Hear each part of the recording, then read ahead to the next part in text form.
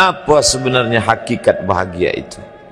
Ada seorang kaya, hartanya banyak, dia naik kereta yang besar, megah dan mewah. Dalam perjalanan dia tengok ke sebelah kanan ada tanaman padi sawah yang menghijau. Lalu dia pandang ada budak-budak kecil membawakan makanan beserta ibunya menuju pondok di tengah sawah. Suami sudah menunggu makanan siang tiba. Apa kata orang kaya dalam kereta? Oh, bahagianya petani. Di tengah perutnya lapar, istri dan anaknya datang. Makanan tiba pada waktunya. Air minum dapat menghilang dahaga. Lapar hilang, rindu pun sirna. Karena istri dan anak ada di sekitar dia. Bahagianya menjadi petani, kata orang kaya dalam kereta. Masa orang kaya berpikir bahwa dia tidak bahagia? Si petani yang bersama anak di pondok tua itu pula memandang orang kaya di atas kereta. Apa kata dia? Betapa bahagianya orang kaya naik kereta, sedangkan aku hanya duduk di pondok yang tua. Maka pada hakikatnya manusia ini dua-duanya tak bahagia. Lalu sebenarnya bahagia itu di mana? Ada seorang anak yang sedang belajar di college, university. Maka dia berkata, alangkah bahagianya kalau saya dapat BA. Selepas dia dapat ijazah BA, lalu dia berkata, aku tak bahagia. Alangkah indahnya bila dapat master. Manakala dia dapat master, dia berkata, oh, betapa bahagianya kalau dapat PhD. Selepas PhD dia berkata, susahnya PhD, belum juga dapat kerja. Selepas dapat kerja dia berkata, alangkah bahagianya kalau menikah. Selepas menikah dia berkata, aku tak bahagia sebab orang selalu tanya, dah punya anak apa belum? Selepas punya anak, dia pula berpikir untuk menikah sekali lagi. Jadi sebenarnya bahagia itu punya siapa?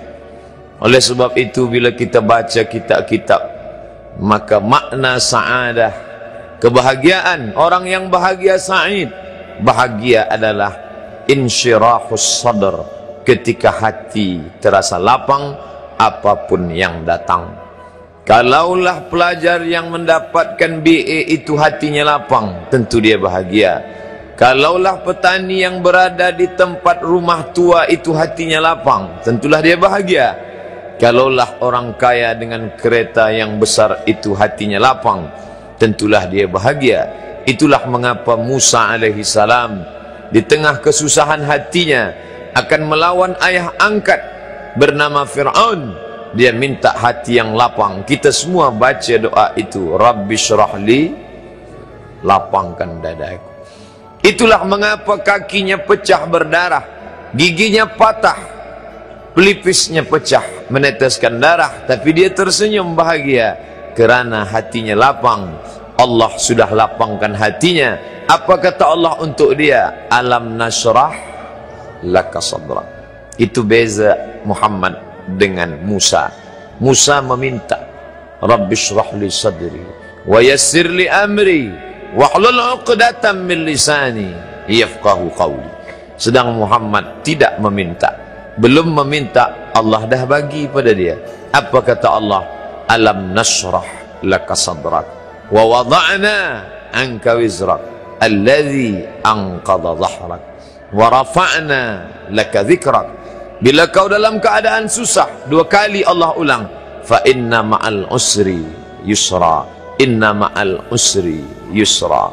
Hati lapang itulah yang membuat Haji Abdul Malik Karim Amrullah Buya Hamka tersenyum di dalam penjara. Penanya berjalan perlahan tapi pasti, maka keluarlah tafsir Al-Azhar. Hati yang lapang itu juga membuat Said Qutb tersenyum menghadapi tiang gantungan, walaupun dipenjara oleh Gamal Abdul Nasir, tapi sebelum kematiannya sempat pula menulis tafsir Fi Zilalil Quran, di bawah naungan bayang-bayang Al-Quran. Apa kata Said Qutb dalam muqaddimahnya? Al-hayatu fi zilalil Quran ni'mah hidup di bawah naungan bayang-bayang Al-Quran itu nikmat. La ya'rifuha illa man zaqaha. Tidak ada yang boleh mengetahuinya kecuali orang yang pernah merasakannya. Maka bahagia adalah ketika hati terasa lapang. Bila kita nampak raut wajah orang yang tenang cerah, maka ketenangan bukan pada wajahnya.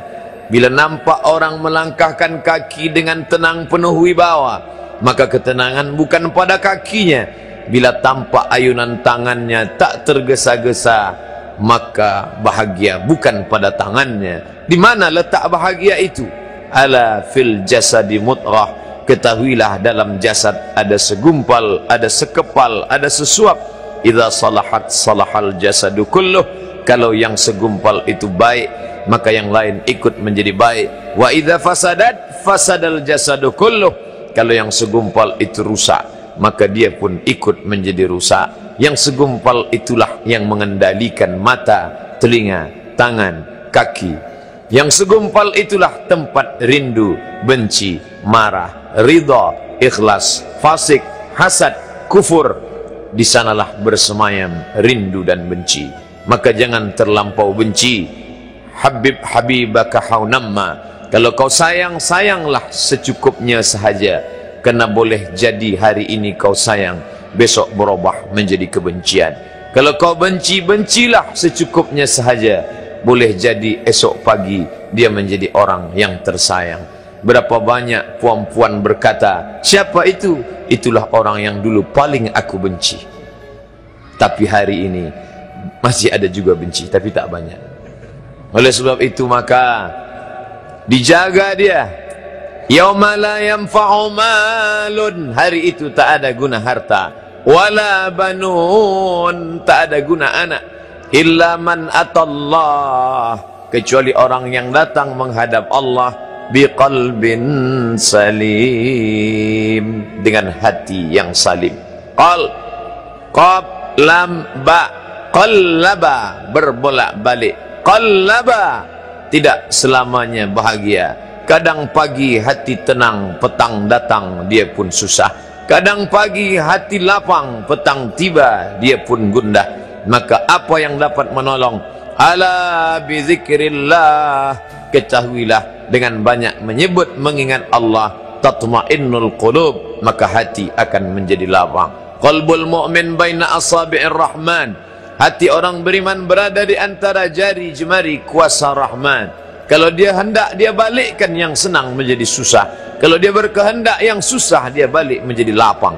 Berapa banyak orang yang tampaknya mungkin kita kata dia susah, tapi dia masih boleh tersenyum. Sebaliknya orang yang menurut pandangan zahir kita cukup segala, makan, pakai, tapi tampaknya kesenangan tak pernah singgah. Apa sebab? Kerana hati milik Allah. Dia ada dalam diri kita, tapi dia bukan punya kita. Lillahi ma fis samawati wa ma fil ard. Apa di langit, apa di bumi, milik Allah. Balikkan kepada Allah. Dari Allah, balik kepada Allah.